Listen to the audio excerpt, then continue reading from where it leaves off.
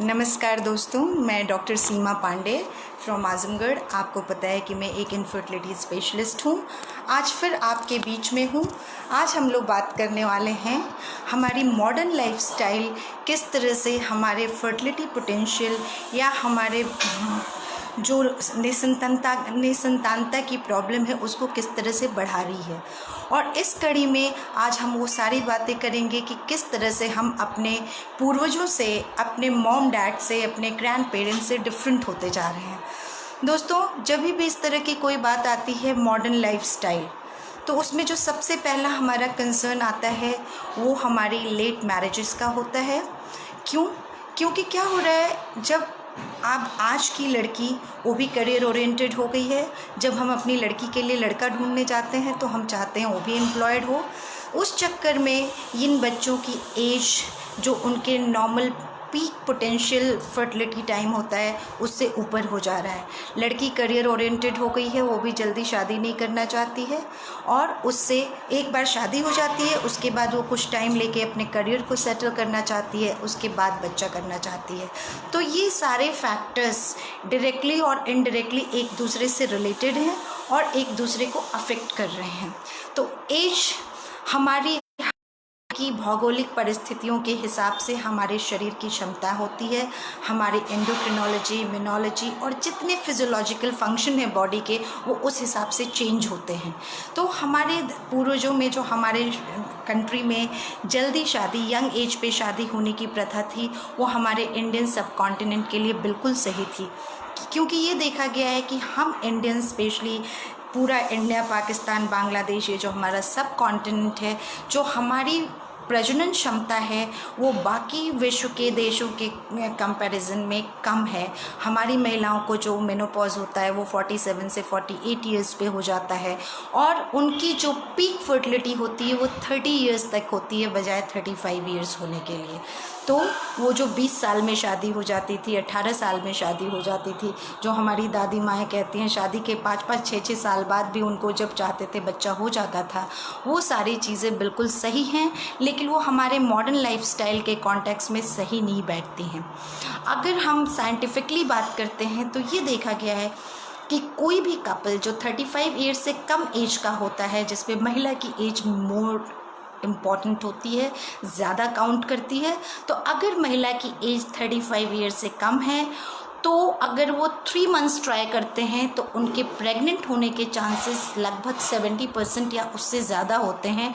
और वही कपल अगर 35 ईयर्स से ऊपर हो जाता है और वो ट्राई करता है तो 3 महीना में उसके कंसीव करने के चांसेस लगभग 40% ही होते हैं। और ये चांस और कम हो जाता है अगर मेल पार्टनर की भी एज ज़्यादा होती है। तो एज सबसे इम्पॉर्टेंट फैक्टर है। और इस फैक्टर के साथ अगर इनमें से कोई स्मोक करता है या दोनों स्मोकिंग करते हैं तो ये चांसेस ऑफ फर्टिलिटी और ज़्यादा डिक्रीज़ हो जाता है। अगर कई लोग कहेंगे कि ठीक है, कोई बात नहीं, हम एक बार करियर बना लेंगे तो हम आईवीएफ से प्रेगनेंसी कर सकते हैं, लेकिन आईवीएफ प्रेगनेंसी रेट भी डाउन हो जाती है। हम जब भी आईवीएफ के सक्सेस की बात करते हैं, जो आप समझते हैं 40 to 45% वो प्रेगनेंसी रेट है। हम जब भी किसी भी ट्रीटमेंट के सक्सेसफुल होने की बात करते हैं तो हम लाइव बर्थ रेट के टर्म्स में बातें करते हैं। लाइव बर्थ रेट का मतलब ये होता है कि जब आप बच्चा अपने घर लेकर के जाते हैं तो वो रेट 35 ईयर्स से नीचे के कपल्स में अराउंड 26% है, जो 40 के ऊपर जाते जाते लगभग 5% हो जाती है। और उसका मेन रीज़न होता है मिसकैरेज। और मिसकैरेज क्यों होता है? क्योंकि जो आपके गैमीट्स हैं, आपके अंडाणु और शुक्राणु हैं, उनकी एजिंग हो रही है और उसकी वजह से उनमें तरह तरह की जेनेटिक प्रॉब्लम्स आ रही हैं और वो सारी जेनेटिक प्रॉब्लम्स इस मिसकैरेज को लीड करती हैं। तो इसलिए अगर आप करियर ओरिएंटेड भी हैं, आप पढ़ना चाहते हैं, सब कुछ करना चाहते हैं, तो भी इस बात का ध्यान रखें कि आप अपनी शादी समय से करें और अपनी फैमिली की प्लानिंग टाइम से कर लें, जिससे कि आगे चल कर के आपको ये प्रॉब्लम इनफर्टिलिटी की ना फेस करनी पड़े।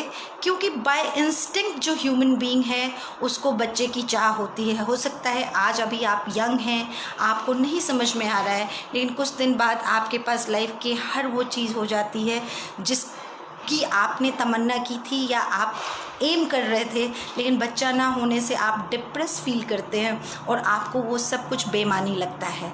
तो यहीं पे वो बात आती है कि बायोलॉजिकल क्लॉक और आपका करियर दोनों कॉन्फ्लिक्ट पे हैं। जो लोग हाईली एम्बिशियस हैं उनके लिए मॉडर्न टेक्निक्स में, आईवीएफ में एग फ्रीजिंग वगैरह कई तरह की चीज़ें आ चुकी हैं, उसकी बातें हम लोग बाद में करेंगे। अभी मॉडर्न लाइफस्टाइल में जो लेट मैरिज है, इस पे मेरा वो था, मेन फोकस था।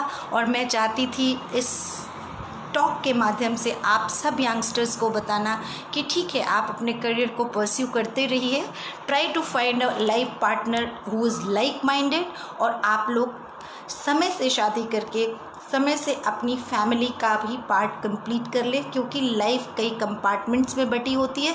उसका एक कंपार्टमेंट आपका करियर है, लेकिन एक सबसे most important integral human being as a social animal, उसका फर्टिलिटी पोटेंशियल का समय पे यूटिलाइजेशन है। तो इसलिए एज की बात हम लोग करते हैं। बच्चा, हमारी जो लाइफस्टाइल होती है, मॉडर्न लाइफस्टाइल का मतलब क्या है? हमारी लाइफस्टाइल में चीज़ें, गैजेट्स आते जा रहे हैं, हमारी फूड हैबिट्स बहुत चेंज होती जा रही हैं, हम जो चाहते हैं वो खा सकते हैं।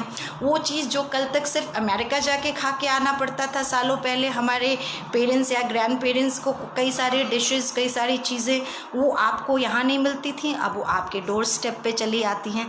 तो जिस दिन से आप पैदा हुए हैं, आप, हमारी पूरी जनरेशन की लाइफस्टाइल धीरे धीरे मॉडर्नाइज होती जा रही है। उस मॉडर्नाइजेशन का इफ़ेक्ट ये हो रहा है कि हम अपने एरिया के हिसाब से अपना खान पान, रहन सहन ना रख के उसको हम पूरी तरह कॉस्मोपॉलिटन हो चुके हैं। पूरा वर्ल्ड एक ग्लोबल विलेज हो चुका है। लेकिन हमारी फैसिलिटीज़ बढ़ गई हैं, हमारे पास ट्रीटमेंट ऑप्शंस बढ़ गए हैं, हमारे पास सब कुछ बढ़ते हुए भी जो हमारा फर्टिलिटी पोटेंशियल है वो कम होता जा रहा है। ये चिंता का विषय है। और इस बारे में सोचने पे यही समझ में आता है कि जिस तरह की ज़िंदगी के लिए हम बने थे, हम उस तरह की ज़िंदगी फॉलो नहीं कर रहे हैं, और ये उसके बाय प्रोडक्ट्स हैं या साइड इफ़ेक्ट हैं।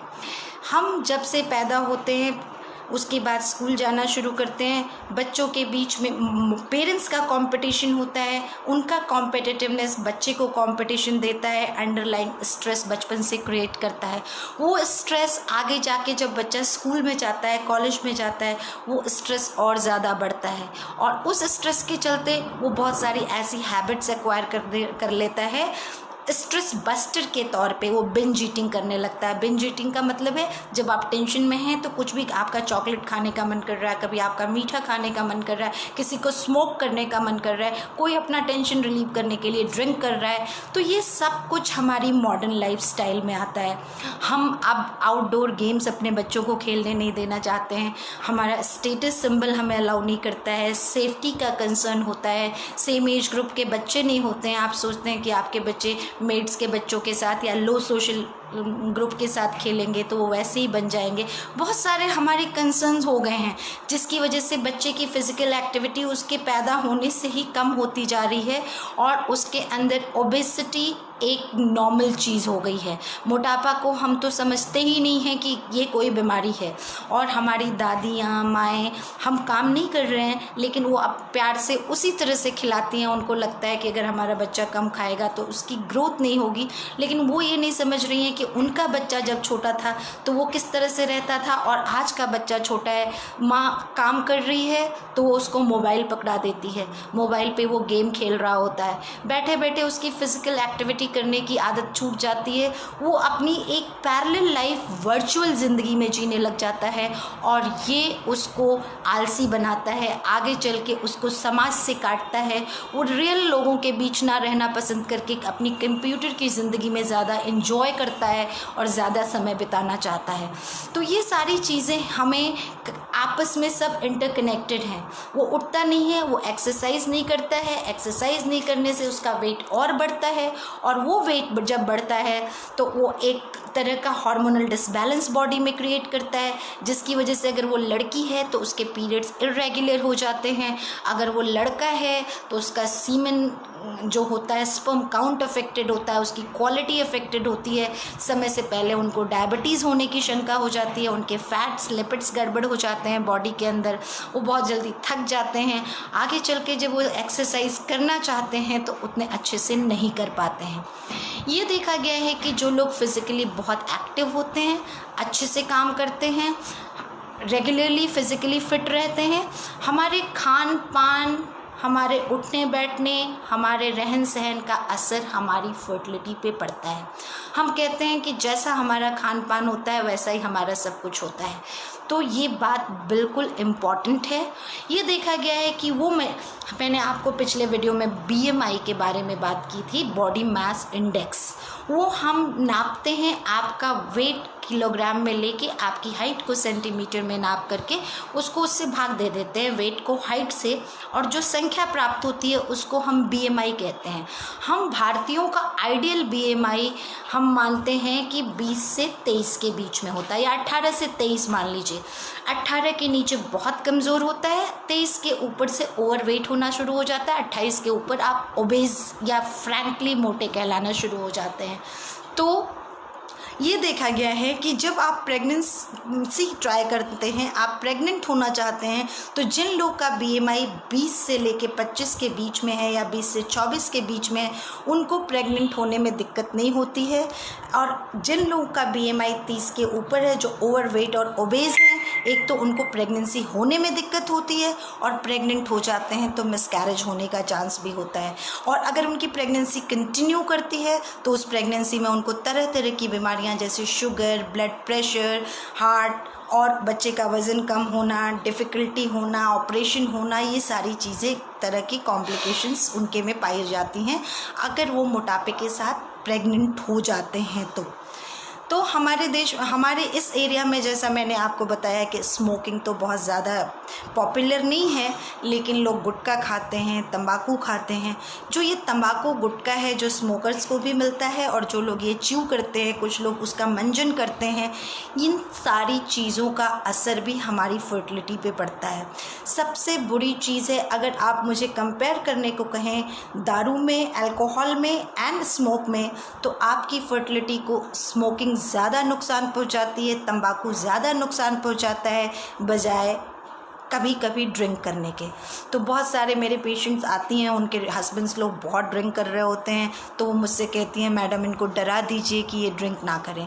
ये देखा गया है कि हफ्ते में अगर आप एक बार भी ड्रिंक करते हैं, चाहे महिला या पुरुष, कोई एक व्यक्ति एक बार भी ड्रिंक करता है तो उसकी प्रेग्नेंट होने की क्षमता जो बिल्कुल ड्रिंक नहीं करता है उससे कम होती है, और अगर दोनों ड्रिंक करने लगते हैं तो वो क्षमता बहुत ज़्यादा कम हो जाती है। तो स्मोकिंग और ड्रिंकिंग से आपको बचना है, किसी तरह के ड्रग एडिक्शन से बचना है, अपने आप कोई ड्रग नहीं लेना है। आजकल बॉडी बिल्डिंग का शौक, आपको एक दिन ध्यान आता है कि नहीं अब हमको जिम ज्वाइन करना चाहिए और बहुत जल्दी पतला हो जाना चाहिए।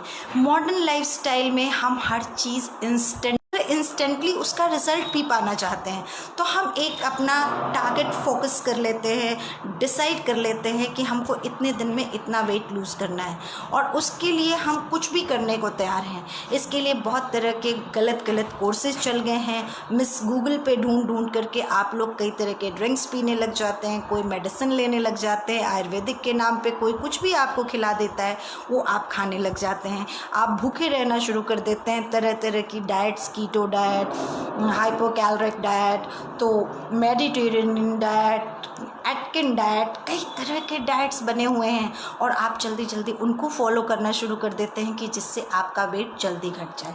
दोस्तों, आपको सबसे इम्पॉर्टेंट बात जो याद रखनी है कि बैलेंस डाइट की जगह कोई नहीं ले सकता है। अगर आपको वेट लूज़ करना है तो अपनी डाइट की क्वांटिटी को कम कीजिए, कैलोरी इनटेक को कम कीजिए, उसके बैलेंस वे को गड़बड़ मत कीजिए। हमारे डाइट का 1/4 पार्ट या हाफ पार्ट कार्बोहाइड्रेट होना चाहिए, 1/4 प्रोटीन होना चाहिए, बाकी 1/4 में हमारी सारी फैट, ग्रीन लीफी वेजिटेबल्स, सारे माइक्रोन्यूट्रिएंट्स होने चाहिए। तो हम उसका पोर्शन कम करेंगे, लेकिन हम ऐसा नहीं करेंगे कि हम चावल रोटी प्रोटीन सब खाना बंद कर दें या एक शेक पी करके पूरा दिन गुजार दें। या कई तरह की डाइट्स होती है, एक GM डाइट होती है जिसमें आपको एक दिन सिर्फ टमाटर खिला के रख देते हैं, एक दिन सिर्फ आपको जूस पिला के रख देते हैं। ये फैट डाइट्स इमीडिएटली रिजल्ट देती हैं, लेकिन आपकी बॉडी को बहुत ज़्यादा हार्म करती हैं। आपका खान पान, आपके जो एरिया है वहाँ क्या कैसा भौगोलिक परिस्थिति है, आपको क्या टॉलरेट होता है, क्या आप हजम कर पाते हैं, उसी हिसाब से वहाँ पे चीज़ें मिलती हैं, उगती हैं, उसके हिसाब से डिसाइड करना है और उसके हिसाब से खाना है। एक्सरसाइज को रेगुलर अपने रूटीन में शामिल करना है, ना कि आपने 15 दिन के लिए जिम ज्वाइन कर लिया, कोई कोर्स ज्वाइन कर लिया और मनी बैक गारंटी के साथ कि अगर 15 दिन में आपका वज़न कम नहीं हुआ तो पैसे वापस हो जाएंगे। ये सारी चीज़ें लॉन्ग टर्म में लाइफ में काम नहीं करती हैं और आपको इन चीज़ों से बचना चाहिए। और क्या होता है, आपका वेट बढ़ गया, आप एक्सरसाइज नहीं कर रहे हैं, आप अच्छे लगना चाहते हैं, आपके पेरेंट्स आपसे कह रहे हैं आप अच्छे नहीं दिख रहे हैं, आपके फ्रेंड्स आपको बार बार टोक रहे हैं, आपको ये चीज़ ख़राब लगने लगती है। स्पेशली अगर लड़की है, उसका रिश्ता होने वाला होता है या वो बड़ी होती है, लोग उसको अप्रिशिएट नहीं करते हैं, उसके फ्रेंड्स नहीं कहते हैं कि वो अच्छी लग रही है, उसका कुछ पहनने का मन करता है वो नहीं पहन पाती है, तो ये सारी चीज़ें उसके अंदर एक तरह का टेंशन और स्ट्रेस जनरेट करती हैं। हमारी मॉडर्न लाइफ का जो मेन एक पेट वर्ड हो चुका है वो है स्ट्रेस। आप किसी को कॉल करिए, आप किसी से बात कीजिए तो पहली लाइन वो यही बोलता है, यार मैं बहुत स्ट्रेस्ड हूँ, आज का दिन मेरा बहुत स्ट्रेसफुल था। एज इफ स्ट्रेस कोई पॉजिटिव मंत्रा हो गया जिसको दिन भर रटना है, बिल्कुल नहीं। ये स्ट्रेस मैंने बोला जैसा आपको कि बच्चा जिस दिन से पैदा हो रहा है उस दिन से उसके ऊपर हम नोइंगली या अननोइंगली लाद रहे हैं। पहले उसको क्या खाना है, किससे मिलना है, कहाँ बात करनी है, क्या पढ़ना है, उसको कितने नंबर लाने हैं, कौन से कॉलेज में जाना है, वहाँ उसकी परफॉर्मेंस कैसी होनी चाहिए, ये स्ट्रेस होता है। उसके बाद वो इंडिपेंडेंट होता है खुद से स्ट्रेस क्रिएट करने के लिए, उसको जॉब टॉप प्रोफाइल की चाहिए, उसकी खुद की कैपेसिटी क्या है वो नहीं समझ पाता है, लेकिन उसको एक्सपेक्टेशंस 100% होती है और वो हर चीज़ें सबसे अच्छी चाहता है, और जब वो उनको फुलफ़िल नहीं कर पाता है तो उसका भी उसको स्ट्रेस होता है। और ये स्ट्रेस जो होता है, ये स्ट्रेस हमारी बॉडी को, आपने सुना होगा चिंता हर बीमारी का घर है, चिंता खड़े इंसान को जला देती है। ये बिल्कुल सही बात है। चिंता से हमारी बॉडी का जो नर्वस सिस्टम है वो ब्रेन और इधर हमारी रीढ़ की हड्डी में स्पाइनल कॉर्ड होता है, उसके अंदर होता है। ब्रेन के तो जो पार्ट्स होते हैं वो सबको डायरेक्ट करते हैं, जो हमारी रीढ़ की हड्डी में स्पाइनल कॉर्ड होता है उससे पैरेलल धागे के तरह नसें जाती हैं जिनके थ्रू हमारा पैरासिम्पैथेटिक सिस्टम काम करता है, जो हमारे माइन्यूट छोटी छोटी चीज़ों पे असर करता है, उन पे कंट्रोल रखता है, उसको पूरी तरह से स्ट्रेस डिस्टर्ब कर देता है। हमारी रोग से लड़ने की क्षमता या इम्यूनिटी को कम कर देता है, हमको इमोशनली डिसबैलेंस कर देता है। और वो बॉडी जो फिज़िकली, इमोशनली और हर जनरली अगर हेल्दी नहीं है तो वो किसी भी तरह का अच्छा चीज़ नहीं प्रोड्यूस कर पाएगी।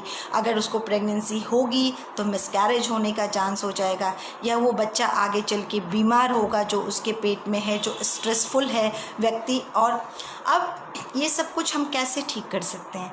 हम अपने खान पान को अपने लोकल एरिया की तरह से रखें, हम अपना वेट हमारा ऐसा रखें कि हमें पता चले कि हमारा पेट नहीं निकल रहा है। ये जो सेंट्रल ओबेसिटी है, जो हमारे नाभि के चारों तरफ हमारा पेट निकल जाता है, या इंडियंस की टेंडेंसी है, इसको घटाने के लिए हमको बहुत फिज़िकल एक्टिविटी करनी पड़ती है। हमारी दादी नानियाँ जो हैं चक्की चलाया करती थी, आटा पीसने के लिए चावल कूटा करती थी, नल से कुएं से पानी निकालती थी, तो उनकी एब्डोमिनल मसल्स की इतनी एक्सरसाइज हो जाती थी कि उनको वहाँ पे चर्बी नहीं आती थी। अब हम वो काम नहीं कर रहे हैं, जिसकी वजह से जो है हमारा शरीर सुस्त पड़ रहा है और सारी चर्बी हमारे पेट के चारों तरफ इकट्ठी हो रही है, जो आगे चल के हमको शुगर, ब्लड प्रेशर, हार्ट की बीमारियां और यंग लोगों में इनफर्टिलिटी की प्रॉब्लम बढ़ाती है। जो लड़के हैं उनका स्पर्म नहीं ठीक होता है, स्ट्रेस की वजह से उनकी जो भी फिज़िकल एक्टिविटी है वो कम हो जाती है, वो अपनी उनके अंदर सेक्सुअल डिसफंक्शन हो जाते हैं, वो सेक्स को एंजॉय करना बंद कर देते हैं, उनको ऐसा लगता है कि उनको प्रॉपर स्टिमुलेशन नहीं मिल रहा है। तो ये सारी चीज़ें हमारे वेट और डाइट और एक्सरसाइज ना करने से बढ़ती हैं। आपको ये ध्यान रखना है कि जब आप एक्सरसाइज करते हैं तो एक्सरसाइज के वक्त हमारी बॉडी में, हमारे ब्रेन में कुछ पॉजिटिव केमिकल्स निकलते हैं और वो केमिकल्स आपको अच्छा फील कराते हैं, फील गुड फैक्टर देते हैं। और हमारी लाइफ में अगर हम प्रेगनेंसी की, क्योंकि मैं एक गायनेकोलॉजिस्ट और इनफर्टिलिटी स्पेशलिस्ट हूँ, तो मेरी हर बात इनफर्टिलिटी और फर्टिलिटी से रिलेटेड होती है, तो हमारी एक रिप्रोडक्टिव टाइम लाइन है। उस रिप्रोडक्टिव टाइम लाइन में आपको फिज़िकली, इमोशनली, जनरली हर तरह से फिट रहना है, जिससे कि आप अपना जो फर्टिलिटी का गोल है उसको समय से और अच्छे से पूरा कर सकें। अब कुछ लोग खाने में पूछते हैं मेरे से, मैडम हमको क्या कॉफ़ी पीने से इनफर्टिलिटी होती है? मैं हमेशा से आप लोग को यही कहती हूँ कि कोई भी चीज़ अगर एक्सेस में ना करके मॉडरेशन में की जाए तो वो नुकसान नहीं करती है। सेम है कैफ़ीन के साथ। कैफ़ीन चाय में भी होता है, कॉफ़ी में भी होता है, कोल्ड ड्रिंक में भी होता है। जो लोग प्रेगनेंसी ट्राई कर रहे हैं या प्रेगनेंसी नहीं होने की वजह से इनफर्टिलिटी का ट्रीटमेंट ले रहे हैं, उन लोगों का मैक्सिमम डेली इनटेक 100 मिलीग्राम से ऊपर नहीं जाना चाहिए। उसके लिए मैं आपको बता दूं 100 मिलीग्राम कैफ़ीन का मतलब होता है 2 कप चाय या 1 कप कॉफ़ी या 1 सॉफ्ट ड्रिंक। तो इससे ज़्यादा आपको दिन भर में कैफ़ीन नहीं लेना है। अल्कोहल मैंने आपको बताया कि इवन जो लोग एक बार हफ्ते में 1 पैग अल्कोहल का लेते हैं, उनकी भी फर्टिलिटी की जो प्रजनन क्षमता होती है वो उन लोगों से कम हो जाती है जो लोग ज़्यादा लेते हैं। डाइट में अगर आप प्रेगनेंसी ट्राई कर रहे हैं, आपके ओवुलेशन वगैरह में कुछ गड़बड़ी आ रही है, ये देखा गया है कि जो डाइट वेजिटेबल के सोर्स से जो प्रोटीन्स दे रही है आपको, जो वेजिटेबल सोर्स है प्रोटीन का, वो आपके लिए ज़्यादा अच्छा होता है बजाय चिकन, टर्की, मटन ये सब की वजह से। इसी तरह से आदमियों में देखा गया है कि अगर उनकी डाइट में प्रोटीन बहुत ज़्यादा हो जाती है तो उनके स्पर्म की क्वालिटी, क्वांटिटी दोनों गड़बड़ हो जाती है, जबकि फ़ैट एंड कार्बोहाइड्रेट ठीक करता है। तो अगर आप ऑलरेडी मोटे रहेंगे तो आपको पहले ही लोग मना कर देंगे फ़ैट लेने के लिए, प्रोटीन लेने के लिए। तो ये आपको इसके बारे में ध्यान रखना है। और उसके साथ साथ हमारी ये मॉडर्न लाइफ पूरी तरह से गैजेट से घिरी हुई है।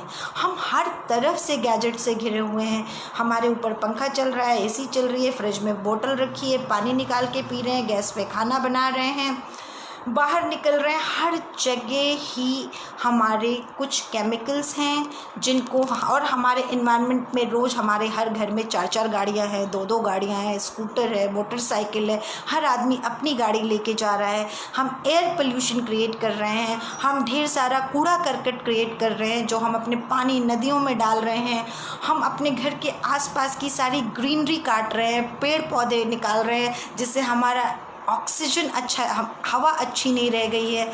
तो ये सारे फैक्टर्स मिल कर के एक तरह का डिसरप्शन क्रिएट करते हैं एनवायरनमेंट में। और ये जो हम इतना प्लास्टिक यूज़ कर रहे हैं, मैन मेड चीज़ें यूज़ कर रहे हैं, इसमें जो केमिकल होता है जिसको हम एनवायरमेंटल डिसरप्टर कहते हैं, जो मैंने आपको पहले भी इसके बारे में बताया था, जो हम बॉटल में पानी पी रहे हैं वो प्लास्टिक की बॉटल एक एनवायरमेंटल डिसरप्टर है। एनवायरमेंटल डिसरप्टर हर एक वो चीज़ होती है जो हमारी बॉडी के अंदर जा कर के और बिल्कुल हमारे बॉडी के सिग्नल कौन से होते हैं, हॉर्मोन्स की तरह काम करती है, उनकी नकल करने लगती है। और उन अंगों पे जहाँ पे उन हॉर्मोन्स को हमारी बॉडी के काम करना चाहिए, जैसे अंडा बढ़ाने के लिए ईस्ट्रोजन, प्रोजेस्टेरॉन, FSH, LH, वहाँ पे ये जा कर के चीटिंग करती है, और जिसकी वजह से आपको ओवुलेशन अच्छे से नहीं होता है। ओवुलेशन नहीं होता है तो आपको प्रेगनेंसी नहीं हो पाती है, आपका पीरियड गड़बड़ हो जाता है और बहुत तरह की इस तरह की चीज़ें आपको वो परेशान करते हैं। तो इन एनवायरमेंटल डिसरप्टर से आप जितना दूर रहें, आपकी डाइट जितनी नेचुरल हो, आपके लोकल एरिया के प्रोड्यूस के अकॉर्डिंगली हो, आप बहुत ज़्यादा मॉडर्न लाइफस्टाइल के गैजेट्स के गुलाम ना बने। जो लोग पूरे टाइम, ये देखा गया है, स्मार्टफोन चलाते रहते हैं, जीन्स पहनते हैं टाइट, अपने पॉकेट में रख लेते हैं हमेशा फ़ोन, टा टा टा टे वो बजता रहता है, वो हमारा जो स्क्रोटम होता है, जहाँ पे टेस्टिस होती है, जहाँ से स्पर्म निकलते हैं, उस जगह को गर्म कर देता है और आदमियों में स्पर्म का काउंट आजकल घटता जा रहा है। ये एक बहुत बड़ा उसमें से कारण है।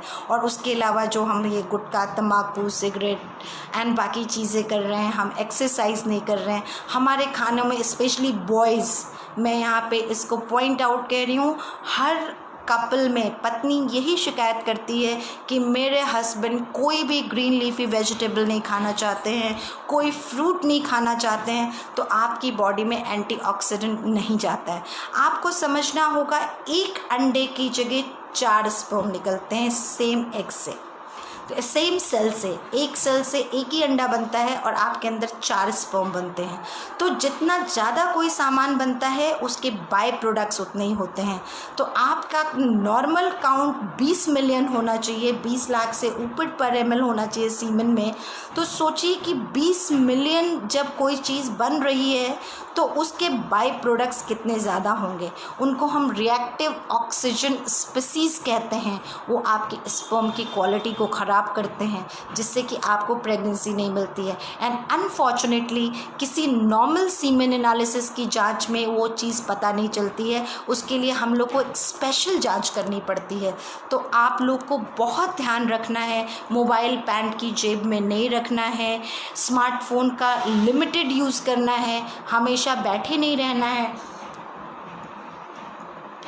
वाइफ के साथ शाम को थोड़ा सा वॉक पे निकल जाइए, सुबह निकल जाइए, किसी वक्त, जिस वक्त भी आपको टाइम मिलता है उस वक्त आप वहाँ पे जाइए और थोड़ा सा टहलिए। कहीं नहीं जा सकते हैं, अपने छत पे जा कर के थोड़ी देर रिलैक्स होने की कोशिश कीजिए। महिला इस बात से त्रस्त है कि उसको घर का काम, करियर, साथ में बच्चा, तीनों कैसे संभालना है, तीनों का बैलेंस करके किस तरह से चलना है। और पुरुष इस बात से परेशान है कि उसका जो दोस्त है वो उससे ज़्यादा कमा रहा है और उसके बराबर वो कब पहुँचेगा और कैसे करेगा। ये सारी चीज़ें, ये सारा कॉम्पिटिशन, ये सारे फैक्टर्स सारे मिल करके हमारी लाइफ को बहुत स्ट्रेसफुल बना दे रहे हैं। और हम स्ट्रेस हमारा मंत्रा हो गया है और सब एक दूसरे से इंटरकनेक्टेड हैं। जब तक इस सर्कल को, इस साइकिल को हम ब्रेक नहीं करेंगे, तब तक हम इस मॉडर्न लाइफस्टाइल को पॉजिटिवली नहीं एंजॉय करके हम इसके विक्टिम बन जाएंगे, विक्टिमाइज हो जाएंगे और हम इससे नुकसान ज़्यादा उठाएंगे अच्छा होने की बजाय। तो हमको हर चीज़ को मॉडरेशन में यूज़ करना है और अपनी लाइफ को ऐसे मॉडर्न बनाना है कि हमारी फर्टिलिटी ऑप्टिमम हो, हमारे व्यवहार ऑप्टिमम हो, हमारे विचार ऑप्टिमम हो, हमारा जो बच्चा पैदा हो वो फिज़िकली इतना फिट हो कि आगे चल कर के उसको छोटी मोटी बीमारियां ना हो, उसकी इम्यूनिटी सिस्टम बहुत अच्छा हो और वो आगे चल के शुगर या ब्लड प्रेशर का मरीज़ ना बने। तब हम रियल सेंस में अपने को मॉडर्न कह सकते हैं। तब हम कह सकते हैं yes we are modern and we are living a modern lifestyle. गांव में बैठ के चाउमीन खा लेना या पिज़्ज़ा खा लेना या मॉल में जाके मूवी देख लेना is not a sign of modernness. हम जब अपना एकदम अपने पुराने कल्चर और रिचुअल्स को बिना भूले, उसमें से जो अच्छी चीज़ें हैं उसको हम अपने डे टू डे लाइफ में एक्वायर करें, उसको रोज़ फॉलो करें और साथ में जो मॉडर्न में अच्छा है उसको भी लें और दोनों का एक बैलेंस बनाएं। तभी जाकर के उसका जो रिज़ल्ट होगा अच्छा होगा, पॉजिटिव होगा और हमारे लिए फ़ायदा होगा। उम्मीद है कि मेरी जो भी जानकारी मैंने इस वीडियो के माध्यम से आपको दी आपको पसंद आई होगी। कोई भी क्वेश्चन हो इस टॉपिक से रिलेटेड, प्लीज़ आप हेजिटेट मत करिएगा, मुझसे पूछ सकते हैं जब चाहें तब, चाहे तो इस चैट लाइन में या इनबॉक्स या मेरे वेबसाइट से या मेरे मैसेंजर से किसी भी तरह से पूछ सकते हैं और मैं उसका उत्तर आपको देने के लिए तैयार हूँ। आप अच्छे से रहिए, खुश रहिए, प्रसन्न रहिए। नमस्कार, शब्बा खैर।